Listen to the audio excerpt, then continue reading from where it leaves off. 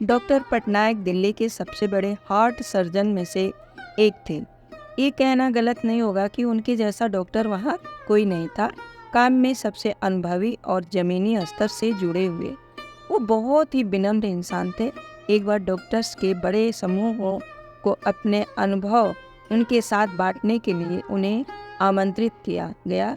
Doctor Patnaik 2 वर्षों से America में अपनी सेवाएं दे रहे थे और जब पता चला कि उन्हें दिल्ली जाकर डॉक्टर्स के एक बड़े ग्रुप को संबोधित करना है और इस ग्रुप को बताना है कि वो गांव-गांव तक अपनी सेवाएं कैसे पहुंचा सकते हैं, गांव के लोगों को हॉस्पिटल से कैसे जोड़ सकते हैं और गाँवों में हॉस्पिटल का निर्माण करके मुफ्त में अपनी सेवाएं जन जन तक कैसे पहुंचा सकते हैं। उन्हें जब इस बात का भी पता चला कि दिल्ली से कुछ दूर एक गांव में डॉक्टर्स की मीटिंग रखी गई है, तब वे बहुत खुश हुए क्योंकि डॉक्टर पटनायक दिल्ली के अलावा कई गांवों में अपनी मुफ्त सेवाएं दे चुके थे और उन्हें गांव के लोग बहुत मानते थे। उन्होंने अपनी फ्लाइट टिकट बुक की, अपना सामान पैक किया और अगले ही दिन दिल्ली के लिए रवाना हो गए। देर शाम को उनकी फ्लाइट लैंड हुई। मौसम ने अपना रुख बदला हुआ था। आसमान से 1-2 बूंद टपकती पानी कब छोटे छोटे ओले में बदल गए पता ही नहीं चला। मौसम बहुत ज़्यादा खराब था। दिल्ली से एक जूनियर डॉक्टर शर्मा और उनका ड्राइवर मोहन उन्हें लेने के लिए एयरपोर्ट पर उपस्थित थे। अगली सुबह एक छोटे से गांव में डॉक्टर पटनायक को संबोधित करना था, इसलिए उन्हें उसी रात ही उस गांव के लिए निकलना था। कुछ देर इंतजार करने के बाद भी मौसम की स्थिति वैसे ही थी। डॉक्टर शर्मा ने मोहन से पूछा, यदि आप गाड़ी चला सके और रास्ते में किसी तरह की कोई असुविधा ना हो तो क्या हम इस मौसम में भी यहाँ से निकल सकते हैं? हाँ, मैं कोशिश करूँगा, लेकिन गांव जाने के लिए हमें कच्चे रास्तों से होकर जाना पड़ेगा, इसलिए अभी हम धीरे धीरे आगे बढ़ सकते हैं, मोहन ने कहा। मोहन ने गाड़ी निकाली और तीनों गांव की तारीफ आगे बढ़ने लगे। रास्ता और मौसम दोनों बहुत खराब था, इसलिए वो धीरे धीरे आगे बढ़ रहे थे। कुछ दूरी तय करने के बाद जब वे एक गांव से गुजर रहे थे, तब मोहन को महसूस हुआ कि उसकी गाड़ी का एक टायर पंचर हो गया। उसने गाड़ी रोकी और नीचे उतरकर बारिश में भीगते हुए उसने टायर को चेक किया। टायर पंचर था। उस गांव में बहुत अंधेरा था।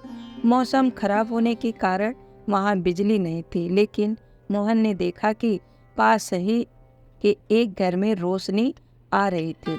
मोहन ने डॉक्टर पटनायक और डॉक्टर शर्मा से कहा कि सर, गाड़ी का टायर पंचर है और टायर बदलने में समय लग सकता है, इसलिए गाड़ी से उतरकर हमें पास के घर में अभी कुछ समय रुकना होगा, क्योंकि ऐसे बारिश में टायर बदलना भी संभव नहीं होगा। दोनों डॉक्टर गाड़ी से नीचे उतर के पास ही घर की तरफ जहाँ से रोशनी आ रही थी आगे बढ़ने लगे। उन्होंने घर का दरवाज़ा खटखटाया, लेकिन अंदर से किसी भी तरह की कोई प्रतिक्रिया नहीं हुई। उन्होंने इस बार फिर दरवाज़ा खटखटाया और अब की बार दरवाजे पर एक बूढ़ी अम्मा थी जो बहुत उम्र की लग रही थी। माँ जी, हम शहर से आ रहे हैं। मौसम बहुत ख़राब है और यहाँ हमारी गाड़ी भी खराब हो गई है। यदि कुछ समय तक आप हमें यहाँ रुकने दे तो आपकी बड़ी मेहरबानी होगी, डॉक्टर शर्मा ने बूढ़ी माँ से कहा, क्योंकि आप सब अंदर आइए, मैं आपके लिए चाय बनाती हूँ। बूढ़ी अम्मा ने जवाब देते हुए कहा, ये बिस्तर पर यह छोटा बच्चा क्यों करा रहा है? इसे क्या हुआ है? डॉक्टर पटनायक ने बच्चे की कराह सुनी और बूढ़ी अम्मा से पूछा, अब क्या बताएं साहब, गांव में हॉस्पिटल की सेवाएं नहीं हैं। हर छोटी बड़ी बीमारी के लिए शहर जाना पड़ता है। यह मेरा इकलौता पोता है। शुरुआत में इसे खांसी थी और धीरे धीरे इसकी छाती में दर्द होने लगा, और जब मैंने इसके इलाज की प्रक्रिया पता की तो मुझे पता चला कि मेरा पोता एक बहुत बड़ी बीमारी से जूझ रहा है। इसके हार्ट में बड़ी समस्या है। कुछ डॉक्टर्स ने बताया कि दिल्ली के एक मशहूर डॉक्टर हैं जो आजकल अमेरिका में रहते हैं और कभी कभी ही दिल्ली आते हैं। वही इसका इलाज कर सकते हैं। इलाज में भी बहुत खर्च है। मेरे पास इतने पैसे नहीं कि मैं अपने पोते का इलाज करा सकूं। गरीबी और हॉस्पिटल ना होने के चलते ही मैं अपने बेटे और बहू को भी नहीं बचा सकी। वो भी बीमारी में लड़ते लड़ते चल बसे। मेरे पोते के साथ ऐसा ना और वो जल्दी स्वस्थ हो जाए, इसलिए मैं रोज़ हर समय भगवान के सामने दिए जलाए रखती हूँ ताकि भगवान मेरे इस चिराग को बुझने ना दे।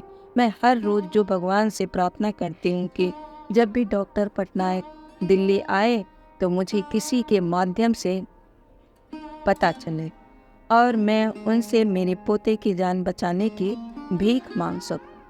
अब सब मैंने भगवान पर ही छोड़ दिया साहब, ऐसा कहकर बूढ़ी अम्मा रोने लगी। ये सब बातें जब डॉक्टर शर्मा ड्राइवर मोहन ने सुना तो उनके चेहरे पर एक अलग सी चमक दिख रही थी। डॉक्टर शर्मा बूढ़ी अम्मा के पास गए और उन्होंने उनका हाथ पकड़ते हुए कहा, माँ जी, आप जिन डॉक्टर पटनायक की बात कर रहे हैं ना, वो आपके सामने ही खड़े हैं। डॉक्टर पटनायक ने बूढ़ी अम्मा से उनके गांव वाले कार्यक्रम के बारे में पूरी तरह बात बताई और यह भी विश्वास दिलाया कि उनके पोते का वो मुफ्त में इलाज करेंगे और गांव-गांव तक चिकित्सा की सेवाएं पहुंचाएंगे। यह सुनने के बाद बूढ़ी अम्मा को विश्वास हो गया कि इस दुनिया में विश्वास कितना जरूरी है और उस भगवान पर भी विश्वास कितना जरूरी है जो आपके दिल से निकली दुआओं और प्रार्थनाओं को कबूल करते हैं। अगली सुबह सभी डॉक्टर को डॉक्टर पटनायक ने संबोधित किया और उन्हें गांव-गांव में हॉस्पिटल और चिकित्सा से जोड़ने के लिए हर संभव प्रयास जो वो सब कर सकते हैं इसके लिए कहा। बूढ़ी अम्मा के पोते का इलाज हुआ और वो अब स्वस्थ हैं। गांव-गांव तक डॉक्टर पहुंचे और हॉस्पिटल खुलने लगे।